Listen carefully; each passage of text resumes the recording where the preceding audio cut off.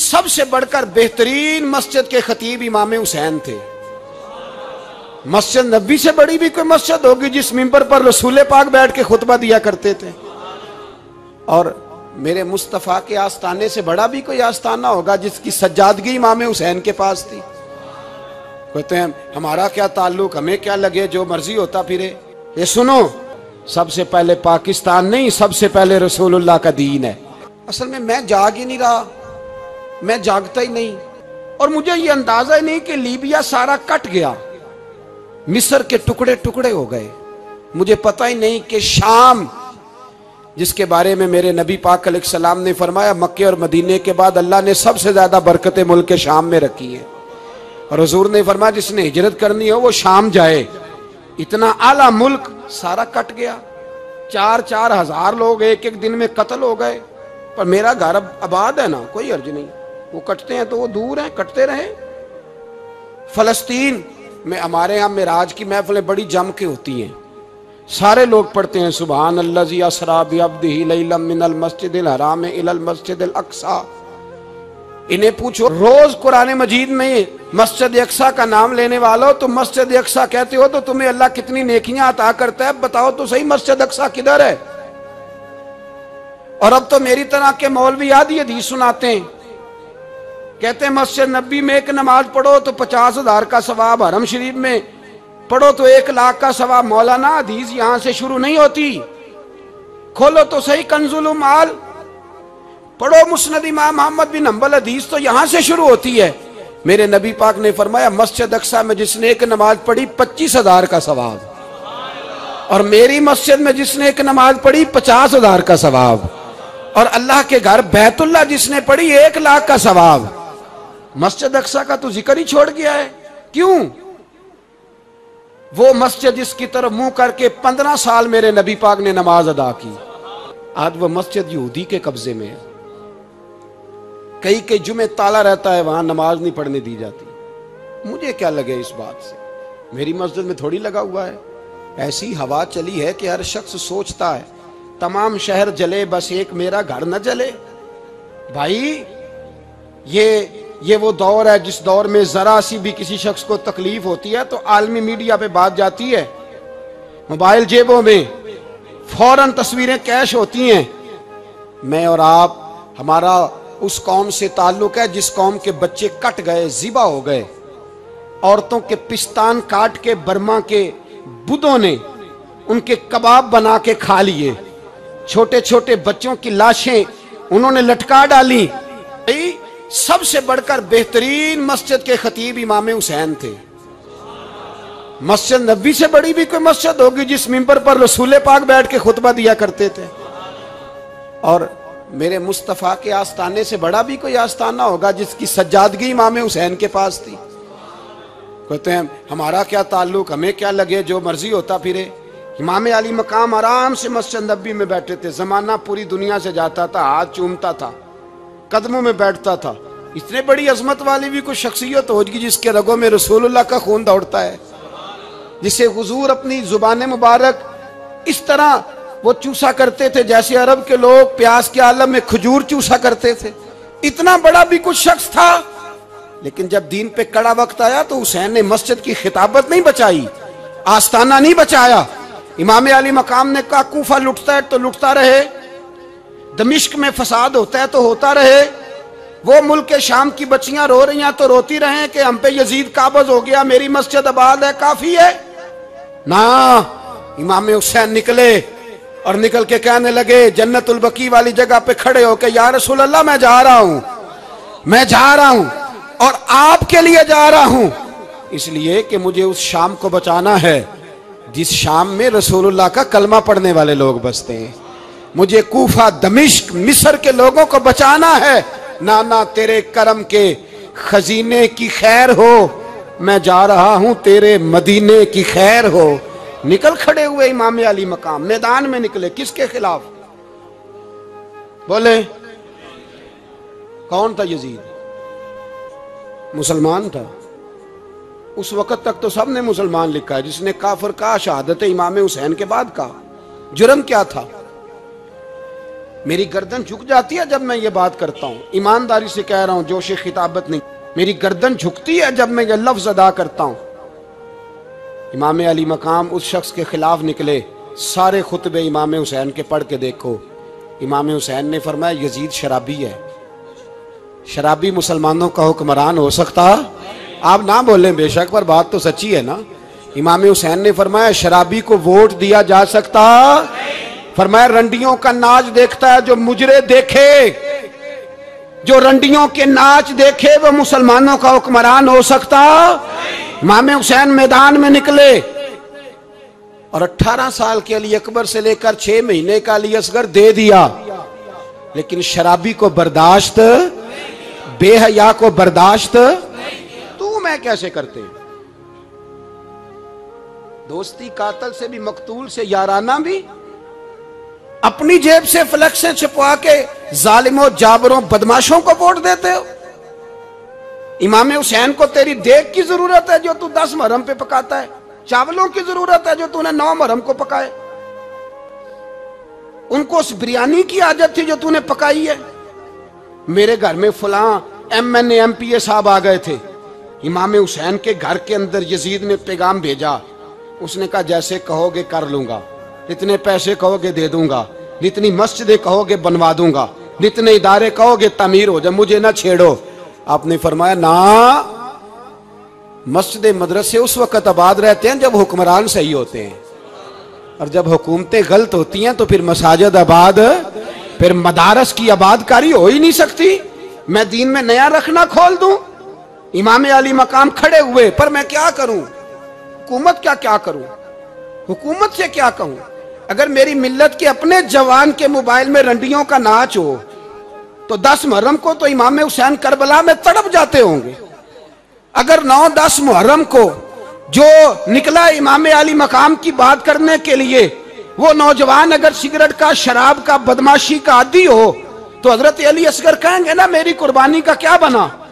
وہ تو نکلے تھے عریانی اور فحاشی کے خلاف، اور اگر ملت کا جوان روز چوک میں کھڑے ہو کے لڑکیوں کو تاڑتا ہو تو حضرت علی اکبر تو اپنی قبر میں روتے ہوں گے کہ یہ اس قوم کے لیے جان دے دی جو آج یزیدی طریقوں پہ عمل کر رہی ہے، جو ساری رات گند دیکھ کے سوتی ہے، جو ساری رات بے حیائی، فحاشی اور عریانی میں لگی رہتی ہے، ان لوگوں کے لیے جان دے دی۔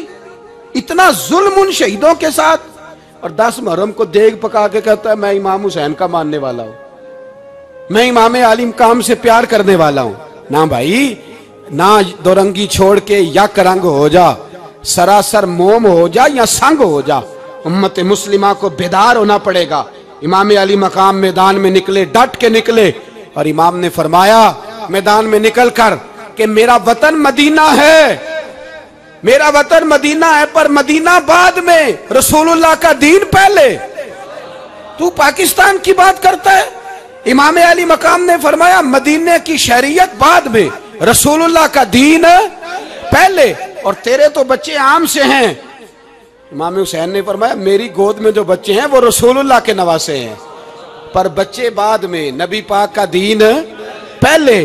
آپ نے فرمایا تیری بیٹی بڑی باوقار ہوگی، اس کی بڑی عزت ہے، تو کہتا ہے بیٹی کی وجہ سے بلیک میل ہو گیا، لیکن جو شان خدا نے حسین کی بیٹی کو عطا فرمائی، جن بچیوں کا سر کا بال ننگا ہو جائے، سر کا بال ننگا ہو جائے، تو امام شورانی فرمایا کرتے تھے اگر مدینے میں کسی سید زادی کے سر کا بال ننگا ہوتا تھا تو سورج اپنا منہ چھپا لیا کرتا تھا، سورج چھپ جاتا تھا بادلوں کی اوٹ میں، اور مدینے والے سمجھ لیتے تھے کہ گھر میں کام کرتے کرتے کسی سید زادی کے سر کا کوئی بال ننگا ہو گیا۔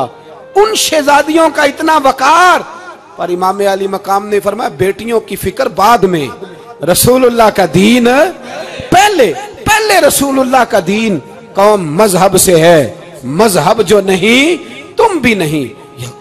یاد رکھ میرے بھائی، امام علی مقام رضی اللہ تعالیٰ عنہ نے میدان میں نکل کر پہلے مذہب کی بات کی، اور آج دین نبی دا وانگ یتیمہ رووے تے کرلاوے تے آکھے میں کتھوں لبا عمر بہادر، میں کتھوں لبا عمر بہادر جڑا مینوں سینے لاوے، معصوم بچے، معصوم आज तक किधर है तुम्हारा अक़वाम मुत्तहिदा? बुलाओ ना इसे। भीख मांगते फिरते हो, काफिरों से भीख मांगते हो। बच्चा शाम को घर ना आए तो माँ दरवाजे पे नजर लगा कहती बेटे टाइम पे आ जाया कर, मुझे नींद नहीं आती। वक्त पे। बर्मा की उस माँ से भी जाके पूछो जिसका बच्चा पलट के आए कोई नहीं, आया ही नहीं, उससे भी पूछो। बच्चे ने आधी रात को रोटी मांग ली तो फालज ज़्यादा माँ, उसको फालज था, वो रेंगती हुई उठी और उसने अपने लाल को रोटी पका के दी। बाप कहता रहा चल छोड़, सो जा बेटे तेरी अम्मा। उसने कहा नहीं मुझे नींद नहीं आती, बेटा भूखा है। उस माँ से भी कभी पूछ, उस माँ से जो बांग्लादेश के खेमे में बैठी है। तो BBC लंदन का रिपोर्टर कहता है कि तेरी ख्वाहिश क्या है? कहती कोई भी नहीं, चलो 2 दिन के बाद ही सही मेरे बेटे को एक रोटी दे जाया करो, ये रोटी मांगता है मुझसे, मैं किधर से लाऊं? ये लवारिस कौम है, मैं हुक्मरान से जाके बात करूं? जब मेरा अपना नमाजी मुसलमान कहता है पहले पाकिस्तान के बच्चे तो पाल लो। मेरे भाई तुझे खबर ही नहीं, ये तो जाना तो कभी गुंबद खजरा पे। तो मेरे मुस्तफ़ा ने फरमाया मन अज़ा मुस्लिम फ़क़द अज़ानी, फरमाया जब मेरा मुसलमान तकलीफ में होता है तो मैं गुंबद में तकलीफ में होता हूँ, मुझे दर्द होता है, मुझे अजियत होती है। पूछ जाके महबूब पाक से। मेरे अजीज किसी को गम ही नहीं इन लोगों का, किसी को परवाह ही नहीं, कुछ सोचता ही नहीं इनके बारे में। मैं अपने घर में मस्त हूँ, आप अपने घर में मस्त हैं। मेरे रसूलुल्लाह की उम्मत लुट गई सारी, जगह जगह तबाही। 1 इंच धरती पर जमीन ऐसी नहीं जो काफर की हो और खून बहता हो। एक रेमंड डेविस अमरीकी कुत्ता यहाँ बंद था मुसलमानों के कत्ल में, उन्हें अपनी कौम की इतनी फिक्र थी वो रातों रात छुड़ा के ले गए। लेकिन मेरी और तेरी बहन आफिया सिद्दीकिया सालों से बंद है। तड़प के पूछा है मुसलमानों ने कि उसकी गलती तो बताओ, उसका कसूर नहीं पर वो बंद है। कोई नहीं बात करने वाला, कोई नहीं। मस्जिद जाने जुमा तो पढ़ाना है, उसमें गर्ज नहीं, दर्द है कि नहीं क्या, उसमें तो इतना पता है 1 घंटे तकरीर है करनी है। पीर साहब सुबह से शाम तक तावीज़ लिखते, सियासतदान सुबह से शाम तक जनाजा भी तब पड़ता है कि मुझे वोट मिलेंगे। ताजर कहता है बस दुकान चलनी चाहिए, मर जाए मेरी तरफ से सारी दुनिया, बस करो, इस खौल से बाहर निकलो। ए नौजवान मुस्लिम, कभी ये तदब्बुर भी किया तूने, वो कौन सा गर्दू है जिसका है तू एक टूटा हुआ तारा? तूने सोचा ही नहीं कभी, तुझे कभी खबर ही नहीं हुई कि ये किस कदर बड़ा काम था? मेरे रसूल पाक सल्लल्लाहु अलैहि वसल्लम के गुलामों जागो। मैं दुआई देता फिरता हूँ, मैं कहता हूँ जट बन के बड़ा जी लिया, बट राई अंसारी बन के बड़ा जिया, बस कर दो, बस कर दो। अब मुसलमान बन के जीना सीखो, अब अपनी पहचान रसूलुल्लाह की गुलामी बनाओ।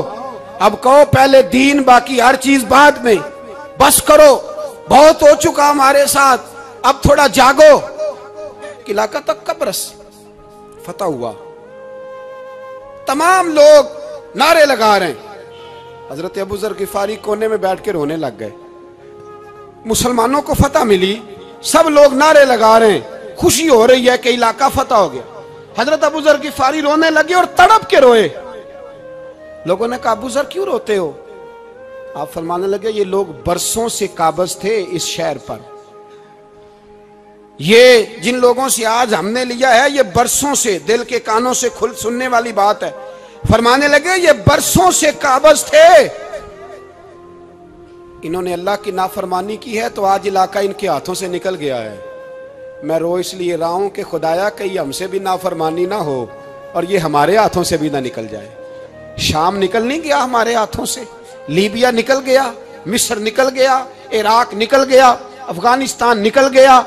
और अगर देखो तो बिल वास्ता बिला वास्ता हर जगह काफर का डेरा, वो रो रहे हैं, कहते हैं जब कौम अल्लाह की नाफरमानी करती है तो इलाके निकल जाते, तड़प रहे हैं। मुझे कोई फिक्र नहीं, कोई नहीं रोया मिस्र के जाने पर, कोई नहीं रोया लीबिया की तबाही पर, शाम के बच्चों पे कोई नहीं रोया। हम लोग यहाँ ईद मनाते रहे, ईद पर लोग नए कपड़े लेते रहे और बर्मा के मुसलमानों को कफन तक नसीब ना हुआ। कोई नहीं तड़पा इन लोगों पर, किसी को ख्याल नहीं आया। साहब امام علی مقام کی فکر کو سمجھو، اس پر غور کرو، بس کر دو، نیند بڑی لمبی ہو گئی، اب اٹھو اس بیداری سے، اٹھو۔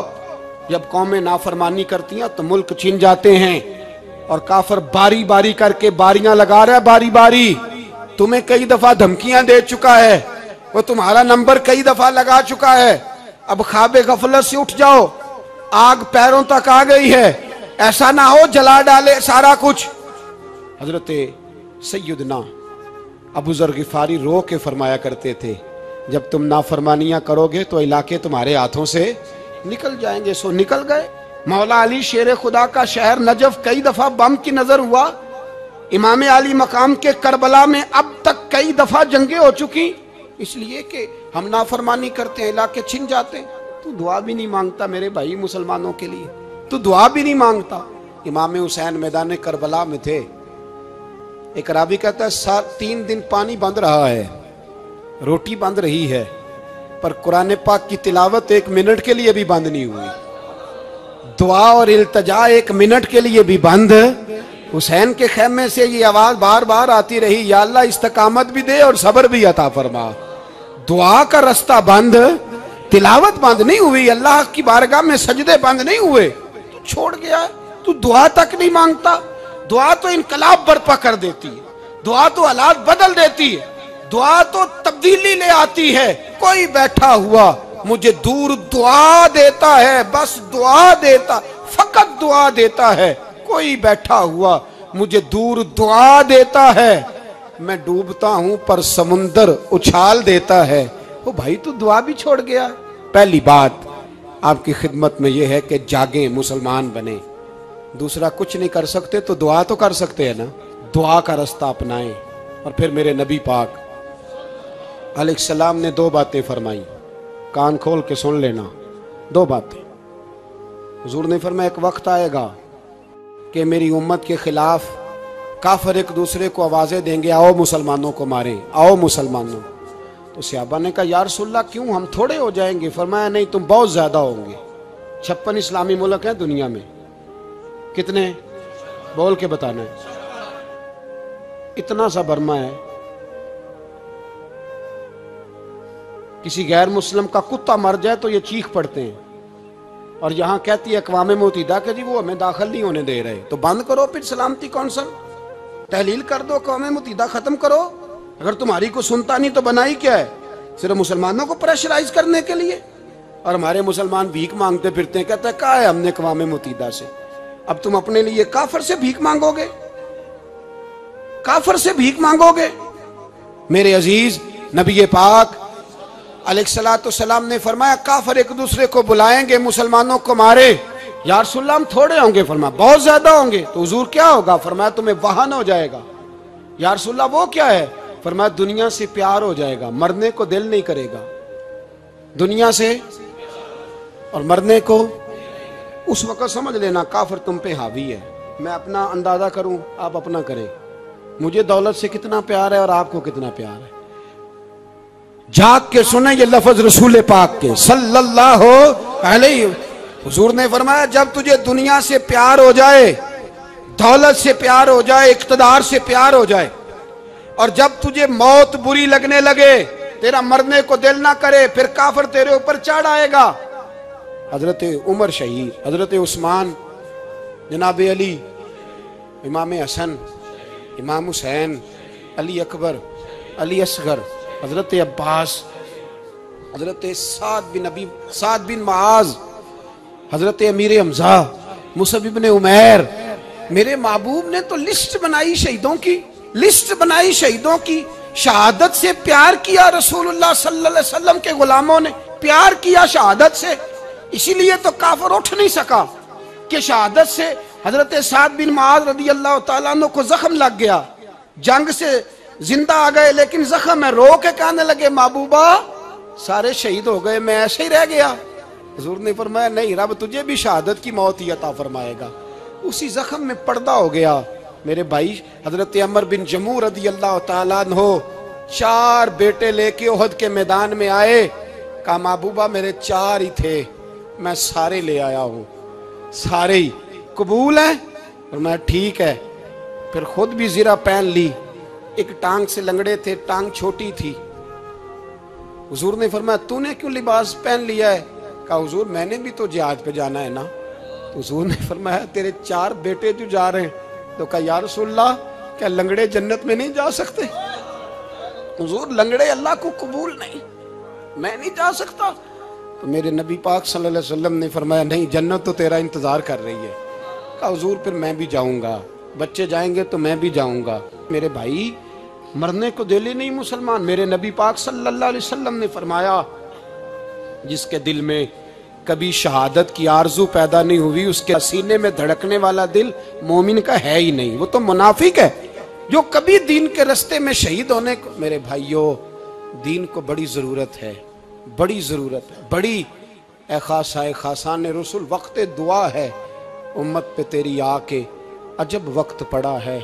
وہ دین جو بڑی شان سے نکلا تھا وطن سے, پردیس میں وہ آج غریب الغربا ہے. فریاد ہے اے کشتی امت کے نگہباں, بیڑا یہ تباہی کے قریب آن لگا ہے. اور ایک شاعر قلم توڑ گیا, کہنے لگا تجھ سے فریاد ہے اے گنبد خضرا والے, تجھ سے فریاد ہے اے گنبد خضرا والے, کعبے والوں کو ستاتے ہیں کلیسا والے. تجھ سے فریاد ہے اے گنبد خضرا. اپنے اندر دین کا درد پیدا کرو, ذوق پیدا کرو, مسلمان بن کے جینا سیکھو. جب کوئی برادری پوچھے تو کہو میں محمدی ہوتا ہوں, میں مصطفی ہوتا ہوں, میں رسول اللہ کا غلام ہوتا ہوں, میں پہلے مسلمان ہوں باقی کچھ بعد میں ہوں. خدا را اپنے گھر میں پردہ کراؤ, خدا را رزق حلال کھاؤ. اگر پردے نہ ہوں, رزق حلال نہ ہو تو جذبہ جہاد پیدا نہیں ہوتا. خدا را اپنے اندر انقلاب برپا کرو, دین کے لیے جینا سیکھو. دین بڑا تڑپتا ہے, دین بڑا روتا ہے. رسول اللہ آج تجارت کرنے والے ملتے ہیں, آج سیاست کرنے والے ملتے ہیں, دین والے نہیں ملتے, دین کے درد والے نہیں ملتے. اپیل ہے آپ سے, آج رات 2 نفل پڑھ کے اور کچھ نہ ہو سکے تو مسلمانوں کے لیے دعا ضرور کر دینا, ان کے لیے دعا ضرور کر دینا. اپنے آپ کو بیدار کرو, بیدار کرو. بھئی ہم تو آج تک اس لیے ڈر رہے ہیں کہ ہمارا چہرہ ہی نبی پاک جیسا نہیں بن سکا, تو داڑھی رکھنے میں بھی ہم ڈرتے ہیں, نمازی بننے, مسجد آباد کرنے میں, مسلمان کہلانے میں بھی تو خوف ہے. تو بتلاؤ نا اس سے آگے بات کب چلے گی؟ جہاد کی بات تو بڑی آگے جا کے. بدل جاؤ, رسول اللہ کا غلام بن کے جینا سیکھو. نبی پاک صلی اللہ علیہ وسلم کی غلامی کا پٹا اپنے گلے میں ڈالو. یہی امام حسین کی سوچ ہے, یہی امام علی مقام کا پیغام ہے. اس کو کبھی فراموش نہ کرنا. امام حسین ہمیں بتا گئے سارا کچھ لٹ جائے پر دین کے اندر کوئی نقص واقعہ نہ ہونے پائے. کوئی شرابی, کوئی بے ایمان, کوئی لٹیرا کبھی اس کے سپورٹر نہ بننا. ہمیشہ وہ کسی شاعر نے کہا تھا ہم سے نہ رقم ہوں گے قصیدے یزید کے. کسی نے کہا کسی ظالم نے میری سپورٹ کر, میری بات کر, تو اس نے کہا ہم سے نہ رقم ہوں گے قصیدے یزید کے, کیونکہ ہم لوگ تو حسین کے سیرت نگار ہیں. ہم لوگ تو حسین کے سیرت نگار ہیں. یہ محرم کے جو دن ہے یہ انقلاب کے دن ہے, رونے پیٹنے کے نہیں, انقلاب کے دن, جذبوں کی بیداری کے دن, ظلم کی آنکھوں میں آنکھیں ڈالنے کا جذبہ پیدا کرنے کے دن. اس کو اسی رنگ میں لو. اے خالق کائنات, اپنے